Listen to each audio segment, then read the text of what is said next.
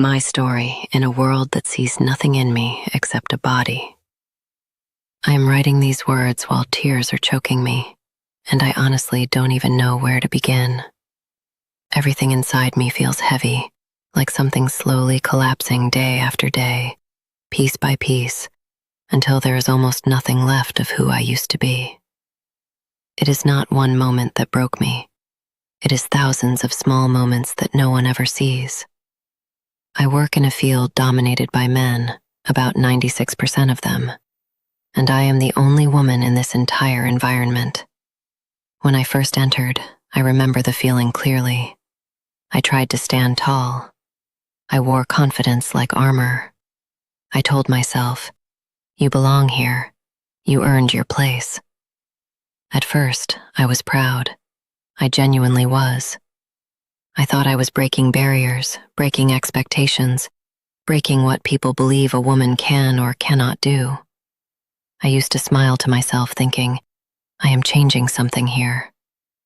But I didn't know that what I was actually stepping on was broken glass. And with every step forward, it was not the world that changed. It was me who started bleeding quietly inside. The work itself is not the problem. I need to be honest about that. I actually love it. I love the machines, the precision, the logic, the challenge. I love solving problems that require focus and skill. In those moments, I feel alive, like my mind finally has a place where it belongs. But everything around the work is another story. The men here, God, I don't even know how to describe it without feeling that same suffocation again. They don't see me as a colleague. They don't see me as someone trained, capable, intelligent. They don't even see me as a normal human being just trying to do her job. To them, I am something else. A distraction, a curiosity, a body they can look at whenever they want. It started with looks. At first, I tried to ignore it. I told myself maybe I was imagining it. Maybe I was too sensitive. But I wasn't. Every morning when I walk through that door, I feel it immediately. The shift in atmosphere, the silence that is not really silence, the eyes that follow before I even reach my desk. Not normal looks, not respectful looks, something heavier, something that feels like it strips me before I even speak. They look at how I walk, how I sit, how I move my hands when I explain something, even how I exist in space.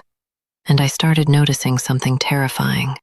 I was no longer a worker in their minds. I was an object they were constantly evaluating. If I make a mistake, something small, something human, it is never treated normally. No one says, "She made an error." Instead, I hear things like, "Of course, she's a woman." As if my entire identity replaces my competence, as if I am not allowed to be imperfect like they are. But when they make mistakes, it is always excused. He was tired. He had a bad day. He's under pressure. For me, there is no such softness. There is no space to be human. I am either perfect, or I am proof that I don't belong. And that pressure slowly eats at your mind. But what hurt me even more than the judgment was the loneliness. There are moments where I think I have finally found a normal connection, a colleague who treats me like a person. We talk about work, we laugh sometimes at small things, and for a brief moment I forget that I am the only woman in a room full of men. In those moments, I feel normal. I feel included.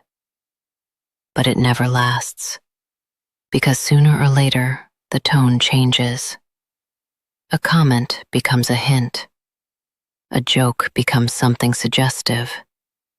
A professional conversation slowly turns into something I never invited. And when I realize it and step back, when I clearly, politely say no, it never ends there. That no is never respected. At first, they act confused, then offended, then angry. Suddenly, I am not the colleague anymore. I am cold. I am arrogant. I am playing games. Sometimes worse, they say I gave signals or led them on, as if my existence is an invitation that I forgot to cancel. And then it turns into something suffocating, messages that continue even after I stop replying. Uncomfortable closeness in hallways where there is no reason to stand so near. That feeling of being watched even when I am trying to disappear into my work. I started changing small things about myself without noticing. How I dress, how I speak, how quickly I walk, how much I smile. I became overly aware of everything all the time. And still, it never fully stops. One incident still sits inside me like a scar I cannot remove. One of my colleagues became angry about something completely unrelated to me. I don't even remember what it was. But I remember how quickly that anger needed somewhere to go. And I was there. He raised his voice at me. Not a normal argument, something sharp, humiliating, directed. I remember freezing, not even understanding why I was being targeted. Then he hit the back of my chair. Hard. So hard that my body jolted forward. I lost balance for a second, and my chest hit the edge of the table in front of me. The physical pain was instant, sharp, shocking. But what came after was worse. The silence in the room. No one stepped in immediately. No one said anything right away. And he just stood there, looking at me. Not with regret, not with concern, but with something else. Defiance. As if he was proving something. As if he was saying without words, "You are here because we allow it. You exist in this space only as long as we tolerate it, and we can break that at any moment." I remember sitting there, trying to breathe normally, trying not to cry in front of everyone, because I knew if I broke down, it would only confirm something in their minds that was already unfairly there. That moment did not end when I left the room. It stayed. It followed me home, and sometimes it still replays in my head when I try to sleep. After all of this, people might ask, "Why don't you leave?" And the truth is, I ask myself that too. But the answer is complicated. Because I worked so hard to get here. Because I still love what I do. Because I don't want to let them win. Because part of me still believes I should not have to escape something I deserve to be part of. But another part of me is tired. Deeply tired. Not just physically tired, but emotionally worn down in a way I cannot easily explain. It feels like I am constantly shrinking inside myself just to survive in a space that refuses to see me fully. And maybe the hardest part is this. I didn't come here to fight people.